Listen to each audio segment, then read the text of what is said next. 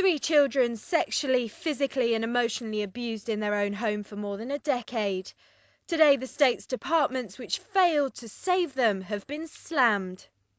The serious case review is focused on Child A, the oldest of 3 children, and stems from March 1996 to March 2008.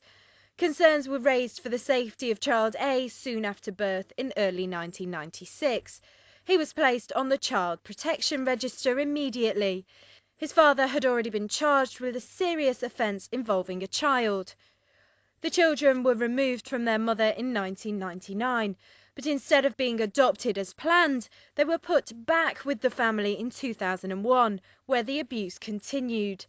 In the 5 years that followed, there were reports that Child A was abusing his younger siblings.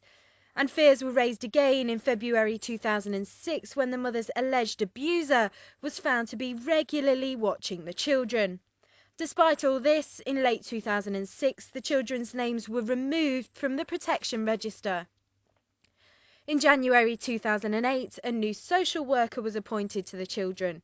A month later, they were removed from the family home. Today, the failings lay with almost all of the state's departments. Health for not assessing the children, the police for not sharing information, education for not listening to the fears of teachers, and of course Children's Services, whose catalogue of errors left 3 vulnerable children in an abusive home. But despite today's damning report, Deputy Anne Pryke, head of the island's Children's Policy Group, said no one would be taking the blame. If we had the threat of repercussions, whatever, then that is counterproductive. It's got to be in a way that staff are open and feel safe when talking about it. And despite apparently no one being to blame, the chairman of the JCPC said he would be ensuring that the recommendations for each department would be implemented.